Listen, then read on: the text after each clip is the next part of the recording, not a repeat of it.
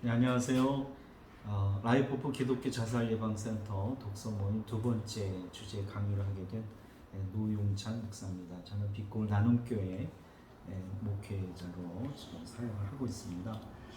제가 맡은 주제는 자살 위험군과 자살자 유가족을 위한 목회적 배려라는 제목의 내용입니다. 이제 실질적으로 제가 자살자 유가족입니다. 그래서 이 문제에 대해서는 많은 생각을 또 했고 지금도 여러 가지로 고민을 하고 있는 그런 상황이죠. 우리나라가 지금 자살이 제일 많은 그런 나라로 알려져 있는데 그러다 보니까 자살자 유가족이 많이 생길 수밖에 없게 되고 또 자살자 한 사람이 생기게 되면 그와 관련된 가족들이 많아지게 되는 것 같습니다. 그래서 이것이 한 개인의 문제가 아니라 또 사회적인 문제일 것이고 또 여러 가지 통계 자료나 이런 걸 보면 여기에 기독교인들도 포함되기 때문에 또 교회와 또 목회자들의 문제라고 생각을 하게 됩니다. 제가 목회를 하면서 몇 번 이와 관련된 어려운 경험이 있었는데 한 번은 어떤 분이 스스로 목숨을 끊은 사건이 있었습니다. 근데 이분이 이제 우리 교회 교인이 아니고 친척이었어요. 그래서 조문을 하기 위해서 이제 지방으로 내려갔는데 가보니까 장례 절차가 진행이 되고 있질 않았습니다. 조문객도 없고요. 뭐 교회 와서 예배 드리는 것도 없고 그래서 어떻게 됐나 이렇게 봤더니 자살을 했기 때문에 장례를 치러줄 수 없다. 이렇게 되어져 있었던 것이죠. 그래서 그때 상당히 당황을 했었습니다. 나중에 이제 이런저런 우여곡절 끝에 이제 장례는 치르긴 한 것 같은데 그때 많은 생각을 해보게 되는 것이죠. 교회에서 실질적으로 교인에게 이런 일이 일어났을 때 목회자는 어떻게 해야 될 것인가. 물론 이제 교단마다 신학적인 입장들이 좀 있겠지만 이와 관련된 이제 결혼과 관련된 또 이런 죽음과 관련된 그런 조문들은 거의 사문화되어 있어서 목회자 재량에 의해서 진행되고 있는 거라고 저는 알고 있는데 아직도 이제 그런 교회가 있다는 데 대해서 굉장히 놀라움을 금치 못했습니다. 그로부터 이제 이와 관련된 여러 가지 사항들의 일을 하기 시작을 했고 상담과 관련된 일, 또 기독교 자살 예방센터 설립 과정부터 시작해서 지금까지 이와 관련된 일을 해오게 됩니다. 그러면서 이제 교회가 과연 이런 일들을 어떻게 해야 될까 이런 질문을 하게 되는데요. 오늘 내용 중에 뭐 목회의 의미에 대한 고전적 고찰이야 이런 내용들이 있지만 이런 것을 좀 간단하게 이렇게 넘어가려고 합니다. 그 중에 클라인벨이라는 목회 신학자의 얘기를 좀 하면서 내용을 좀 정리해 보려고 하는데요. 이분은 전인 건강을 굉장히 강조했습니다. 웰빙이라는 책도 쓰셨고요. 그러면서 이분 책에 보면 구약적 전통에 의해서 목회자들 또는 지혜자들 또는 제사장들 이런 분들이 했던 역할들을 이제 정리를 하고 있습니다. 그게 뭐냐면 이제 치유, 지탱, 인도, 화해의 역할이죠. 치유는 말 그대로 치유고요. 지탱은 어떤 어려움 속에서도 신앙을 잃지 않고 유지해 갈 수 있도록 도와주는 것이고요.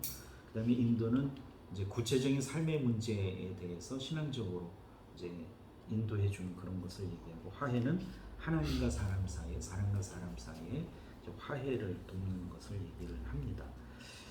근데 이제 여기에 클라인벨은 하나를 더 추가를 했는데 그것이 양육이라는 거죠. 그래서 이 전인 건강에 이르기까지 그분의 영혼만이 아니라 육신적인 것까지 도와야 되고 여기 또 관계를 중요하게 여깁니다. 그러니까 인간 관계, 하나님과의 관계, 사회 관계, 그리고 이제 자연과의 관계까지. 그래서 이런 것이 전인적으로 잘 관련된 그런 사람으로 성장하는 것을 돕는 것이 목회의 본질이라 이렇게 얘기를 했습니다. 여기에 이제 배경이 되는 뭐 힐트너라든지 YG라든지 이런 여러분들의 내용들이 다 이제 녹아 들어가 있는 것이죠. 그것은 결국 영혼의 돌봄, 한 개인의 영혼을 돌보는 것이 목회의 본질이다 이렇게 보게 되는 것이죠. 근데 오늘날에 와서는 이런 것이 좀 약화됐습니다. 물론 다 그렇게 주장을 합니다. 근데 실질적으로 교회 가면은 소외 현상이 굉장히 많습니다.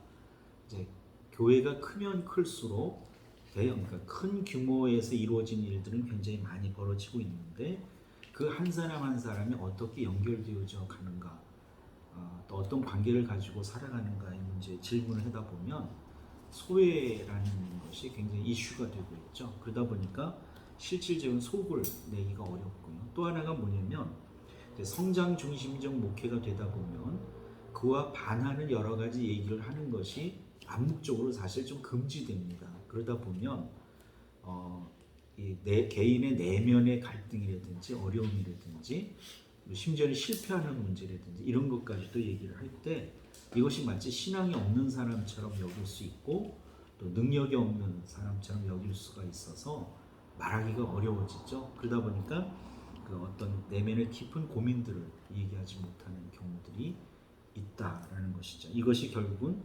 우리나라의 어떤 자살과 관련된 것과 만났을 때 신앙이 직접적인 도움을 줘야 되는데 여기 이제 많은 문제를 일으키고 있지 않나 이렇게 보게 됩니다. 실질적으로 토마스 조이너라는 분이 사람들은 왜 자살을 하는가라는 책에서 사람들이 자살하는 과정을 소개하고 있는데 이걸 단순화해 보면 어떻게 되냐면 소속감에 이제 그 단절이 일어나고 짐이 자기 자신이 어떤 사람 또는 공동체의 짐이 된다는 생각이 들게 되고 이것이 결국 자기 살해에 이르게 된다 이렇게 그분이 이제 그 도식으로 설명을 하고 있거든요. 근데 실질적으로 보면 우리나라 교회 개신교 신자들의 이 자살과 관련된 가정과 관련된 통계들을 보면 일반 사람들과 그렇게 차이가 나지 않는다는 겁니다.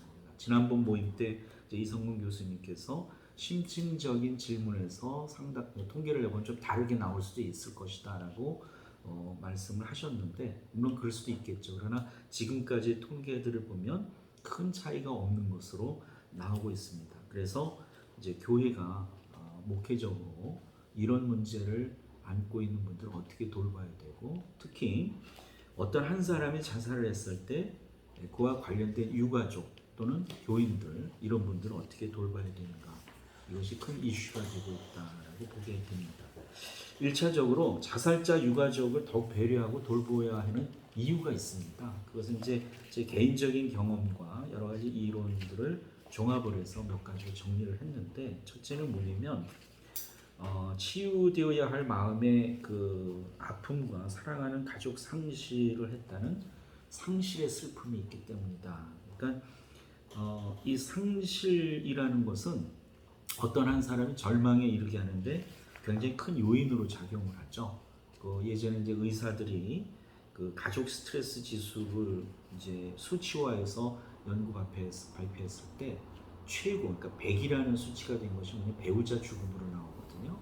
근데 거기에 이제 몇 가지 요인들을 쭉 보게 되면 상위 12가지 중에 가족과 관련된 게 대부분이었어요. 그러니까 가족과의 그 어떤 이별이라든지 또는 상실 이런 문제들은 직접적으로 어려움을 줄 수가 있다라는 겁니다. 이것이 두고두고 삶 속에 어려움을 만들게 되죠. 두 번째는 뭐냐면 누구도 보상해 줄 수 없는 죄책감에 시달리기 때문이다. 예를 들어 저 경험을 보면은 이제 아버지께서 그렇게 자살을 하셨을 때 한 2년 동안 악몽에 시달렸거든요. 그러니까 중환자실에서 계시다가 결국 이제 운명을 하시기는 그 모든 과정에 다 관여를 하게 됐기 때문에 이제 생존자 죄책감이라고 해서 혹시 내가 더 기다려야 되는데 너무 성급하게 결정을 한 건 아니겠는가 뭐 이런 생각부터 시작을 해서 이게 이제 악몽이 돼요. 그리고 이런 것을 누구한테 말할 수가 없습니다. 그러니까 가족에게도 말을 하지 못해요. 왜냐하면 이런 걸 자꾸 화제로 얘기하면 아픈 데를 자꾸 찌르는 꼴이 되니까 이제 피해가게 되는 거죠. 그러니까 이게 가족 비밀이 되게 되고 개인적으로도 비밀이 되게 되고 그래서 이런 어떤 생존자 죄책감이라는데 시달리고 있다. 그다음에 이제 세 번째는 누구에게도 말할 수 없는 가족 비밀 때문에 극심한 소외를 당하고 있기 때문이다. 예를 들어서 이제 지난번 모임 때도 그랬는데 집에 가게 되면 이 모임을 하고 가면은 항상 우울하죠. 그러니까 그걸 피할 수가 없어요. 그러니까 이 우울한 감정을 피하려고 하다 보면 어떻게 되겠어요? 모임을 피해야 되겠죠. 또 그런 얘기를 피해야 되겠고 그런 상황이나 이런 걸 피해야 되겠죠. 그렇게 되면 결국 사회랑 단절되게 되고 사람하고 단절되게 되겠죠. 근데 그러니까 이제 그렇게 되지 않으려고 애를 씁니다. 그렇지만 그럴 수 없는 사람들이 또 있거든요. 그러니까 이런 분들은 더 어렵게 되는 것이죠. 그러니까 이런 분들을 이제 우리가 어떻게 잘 이렇게 사회 생활할 수 있도록 끌어줄 수 있는가, 신앙생활할 수 있도록 끌어주는가, 이런 이제 문제가 될 것이고요. 네 번째는 자신에게도 삶의 위기가 올 수 있다는 불안감. 그리고 그럴 경우 나도 그런 행동을 할 수 있을 수 있다라는 것 때문에 사실 두려움을 느낍니다. 그러니까 이게 이제 자살 충동이라고 그러죠. 그래서 유가족들에게 자살 충동을 겪게 되는 건 5배가 높다고 그러는데, 이게 가족 문화처럼 사실 가족들이 그런 충동들을 많이 보이게 되고 또 시도도 나타나게 되고 그러거든요. 그래서 이런 것이 이제 좀 어렵게 되고요. 그다음에 자살자 유가족은 결과적으로 지속적인 우울감이나 심한 경우 우울증으로 시달리게 된다. 그러니까 지금 제가 말씀드린 것처럼 이게 계속 이제 우울함을 갖게 되는 거예요. 그리고 제가 이제 종종 사적으로 얘기를 하지만 나이가 들면 더 벗어나야 되잖아요. 근데 반대가 됩니다. 나이가 들면 더 부모를 생각하게 되고 부모의 삶을 생각하게 되고 제 인생에 대해서 생각하게 되고 또 죽음과 가까워지니까 점점 더 그런 생각을 하게 되는 과정에서 어려움을 많이 겪게 돼요. 그러니까 최근에 이제 개인적으로는 소녀들이 이제 그 자연학습, 뭐 현장학습 이런 거 한다고 10일 동안 와 있다고 오늘 이제 떠났는데, 그 과정에서도 순간순간 혼자 이렇게 이제 있는 시간에 그 애기들이 막 놀고 그러는 게 기쁘고 이쁘고 그러면서도 한편으로는 이런 생각을 하게 되는 거. 우리는 대대로 조부모님 얼굴을 몰랐는데 이제 지금 우리 애기들이 처음으로 이제 조부모들 얼굴을 보는 거예요.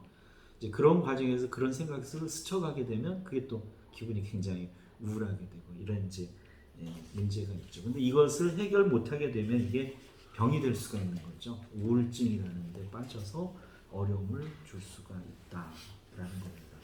그래서 교회가 이런 분들을 위해서 이제 무엇을 할 수가 있는가, 어떤 목회적 배려를 할 수가 있는가라는 것인데, 앞에 이제 그 목회의 본질이 무엇이냐 의미를 한번 더듬어 본 이유가 뭐냐면 결국은 목회가 무엇인가라는 질문에서 다 답이 나온다고 생각을 해요. 그러니까 개인의 성취를 추구한 거라든지 물량적인 성취를 추구한 거라든지 뭐 정치적인 어떤 입지를 만든 이런 쪽으로 가게 되면 사실 개인의 영혼을 돌볼 수가 없겠죠. 그래서 두 번째 질문이 같이 나오게 되는 겁니다. 그게 뭐냐면 목회자가 자기 자신에 대한 성찰이 필요하다는 겁니다. 그러니까 이제 오래전 얘기지만 미국의 침례교회가 강하잖아요. 근데 침례교인들 그 목회자들을 이제 연구를 했을 때 60% 이상이 소위 adult child, 그러니까 성인아이로 규정이 됐다는 거예요. 구분이 됐다는 거예요. 성인이라는 것은 뭐냐면 어린 시절에 성장 발달 과정에 그 상실이나 소외나 또는 그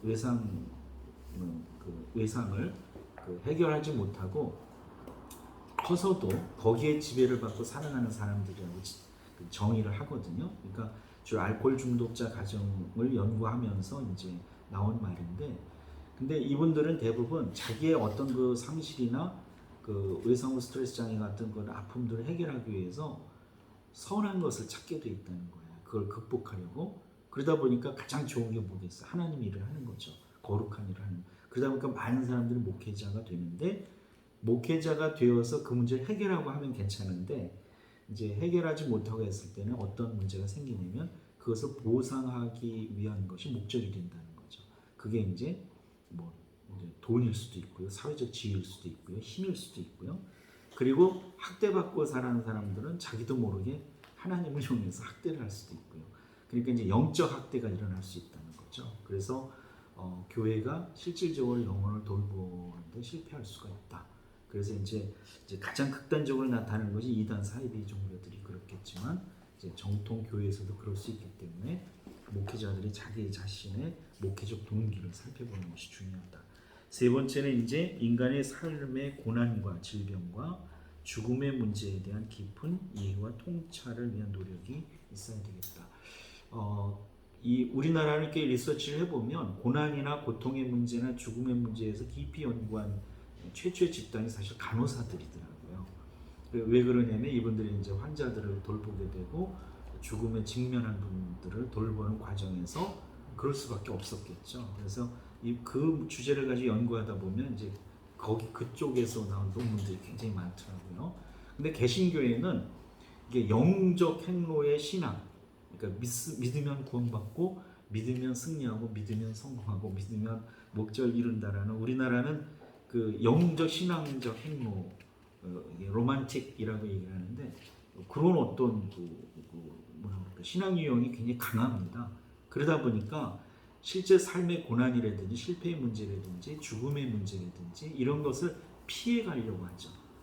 그걸 직면하고 다루고 깊이 다루려고 하기보다는, 그래서 설교나 또는 그와 관련된 책들을 보게 되면 다 승리한 얘기만 하지 이것을 깊이 다루어서 그것도 하나님의 큰 섭리 가운데 하나로서 우리가 때로는 수용도 해야 되고 또 그 너머에 있는 하나님 나라에 대한 어떤 소망을 얘기할 수 있어야 되는데 그런 것이 좀 부족한 면이 있다. 그래서 이런 것에 대한 통찰이 좀 필요하다.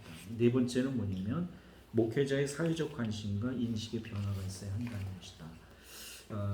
오래전인데 교육방송에서 자살 문제로 그 자살과 경제에 관련돼서 특집 프로가 있었어요. 그리스를 이제 중심으로 해서 했는데 그게 뭐냐면 사회 보장이 잘 되고 이제 그 어려운 사람들 돕는 프로그램이 잘 되게 되면 자살이 그만큼 줄어드는데 그게 되지 않으면 자살이 느는 거예요. 그래서 여기서 나온 말이 이제 소위 이코노사이드. 그러니까 이 자살 문제는 사회 경제적인 요인이 크게 작용을 한다. 특히 우리나라도 자살이 급증하게 된 가장 큰 계기가 IMF잖아요.